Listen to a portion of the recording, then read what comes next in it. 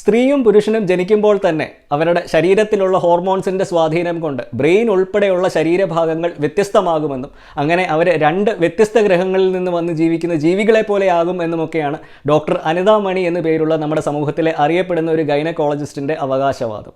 ഇവരുടെ ഈ അവകാശവാദത്തിൽ എത്രത്തോളം സയൻസും റിസർച്ചും വസ്തുതകളും ഒക്കെ അടങ്ങിയിട്ടുണ്ട് എന്ന് പരിശോധിക്കുകയാണ് ഇന്നത്തെ എൻ്റെ ഈ വീഡിയോയുടെ ലക്ഷ്യം. ഈ വീഡിയോ ഞാനിന്നിവിടെ ചെയ്യുന്നത് നമ്മളുടെ വിവോക്സ് ചാനലിൽ വന്ന ഒരു ചോദ്യത്തിൻ്റെ അടിസ്ഥാനത്തിലാണ്. നമുക്ക് ആ വീഡിയോ ആദ്യമേ ഒന്ന് കണ്ടു നോക്കാം. അപ്പോൾ കാര്യം ഈ ഒരു XXXYയിൽ വ്യത്യാസം വരുന്നുള്ളൂ, റീപ്രൊഡക്റ്റീവ് ഓർഗൻസിലെ വ്യത്യാസമുള്ളൂ, ബാക്കി എല്ലാം സെയിം ആണെങ്കിലും ഈ ഹോർമോൺസിൻ്റെ എഫക്റ്റ് സ്കിൻ മുതൽ ബ്രെയിൻ മുതൽ ഹെയർ മുതൽ എല്ലാത്തിലും ഉണ്ടാവും.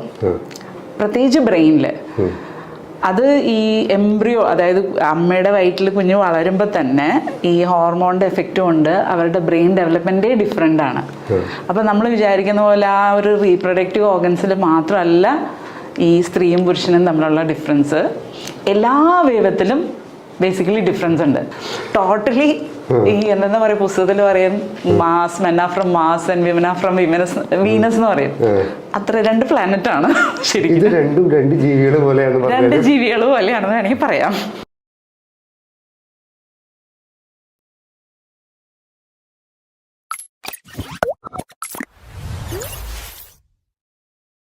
നമസ്കാരം, എൻ്റെ പേര് സംഗീത് സെബാസ്റ്റ്യൻ. ഞാനൊരു സെക്ഷുവാലിറ്റി റൈറ്ററും സെക്സ് എഡ്യൂക്കേറ്ററുമാണ്. സ്ത്രീയും പുരുഷനും തമ്മിൽ ശാരീരികവും മാനസികവുമായിട്ട് വളരെയധികം വ്യത്യാസങ്ങളുണ്ടെന്നും അവർ രണ്ടുപേരും രണ്ട് ഗ്രഹങ്ങളിൽ നിന്ന് വന്ന ജീവികളെ പോലെയൊക്കെയാണ് എന്നാണ് ഡോക്ടർ പറഞ്ഞത്.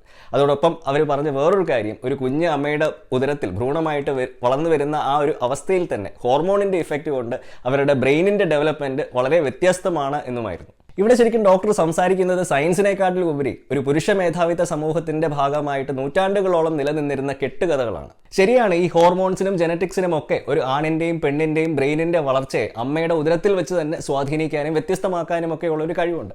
പക്ഷേ ഈ ഒരു സ്വാധീനം നമ്മൾ മുമ്പ് പറഞ്ഞ ആ ഒരു ട്രൈപോഡിന്റെ ഒരു കാല് മാത്രമേ ആകുന്നുള്ളൂ. മാത്രവുമല്ല, ഈ ഒരു സ്വാധീനം ഡോക്ടർ പറയുന്നത് പോലെ സ്ത്രീയെയും പുരുഷനെയും ഒക്കെ രണ്ട് വ്യത്യസ്ത ഗ്രഹങ്ങളിൽ നിന്നുള്ള ജീവികളാക്കി മാറ്റുന്ന രീതിയിലുള്ള ഒരു സ്വാധീനമോ വ്യത്യാസമോ ഒന്നുമല്ല. സത്യം പറഞ്ഞു കഴിഞ്ഞാൽ ലേറ്റസ്റ്റ് ആയിട്ടുള്ള പഠനങ്ങൾ വ്യക്തമാക്കുന്നത് സ്ത്രീയും പുരുഷനും രണ്ടുപേരും ഒരേ ഗ്രഹത്തിൽ തന്നെ ജീവിക്കുന്ന ജീവികളാണ് എന്നാണ്.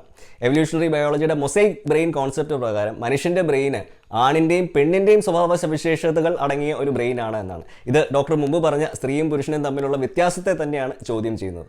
അതുപോലെ തന്നെ ഡോക്ടർ സൂചിപ്പിച്ച men are from Mars, women are from Venus എന്ന ജോൺ ഗ്രേയുടെ പുസ്തകം, അത് സമൂഹത്തിൽ നിലനിന്നിരുന്ന ജെൻഡർ സ്റ്റീരിയോ ടൈപ്പുകളെ സയൻസിന്റെ പേര് പറഞ്ഞ് പ്രചരിപ്പിച്ചതിൽ വളരെയധികം വിമർശനം നേടിയ ഒരു പുസ്തകം കൂടിയായിരുന്നു. ഈ ഗൈനക്കോളജിസ്റ്റുകളും യൂറോളജിസ്റ്റുകളും ആൻഡ്രോളജിസ്റ്റുകളും ഒന്നും സെക്സോളജിസ്റ്റുകളല്ല. അവരുടെ പ്രാഗൽഭ്യം എന്ന് പറയുന്നത് ലൈംഗിക രോഗങ്ങൾ ചികിത്സിക്കുന്നതിലും അതുമായിട്ട് ബന്ധപ്പെട്ടുള്ള സർജറികൾ ചെയ്യുന്നതിലുമാണ്. ഒട്ടുമിക്ക ലൈംഗിക ബുദ്ധിമുട്ടുകളും, അതായത് ഏകദേശം 80 മുതൽ 90% വരെയുള്ള ലൈംഗിക ബുദ്ധിമുട്ടുകളും ഒരു ഡോക്ടറിൻ്റെ അടുക്ക് പോയി മരുന്ന് കഴിച്ച് ഇഞ്ചക്ഷൻ ചെയ്തോ അല്ലെങ്കിൽ സർജറി ചെയ്തോ ഒന്നും നേരെയാക്കേണ്ട രോഗമല്ല.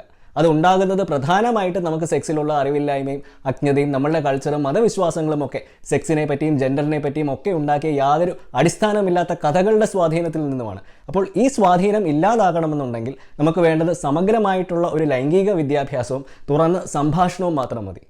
നിങ്ങളുടെ ലൈംഗികതയ്ക്ക് എങ്ങനെ നിങ്ങളുടെ വ്യക്തിത്വത്തെയും ആത്മവിശ്വാസത്തെയൊക്കെ മാറ്റിമറിക്കാനുള്ള ഒരു ശക്തിയുണ്ട് എന്നതിനെപ്പറ്റി കൂടുതൽ മനസ്സിലാക്കാൻ താല്പര്യമുണ്ടെങ്കിൽ നിങ്ങൾക്ക് എന്നെ ഈ നമ്പറിൽ കോൺടാക്ട് ചെയ്യാവുന്നതാണ്. So until next time, this is Sangeet Sebastian signing off for VVOX. Just sex, no shame.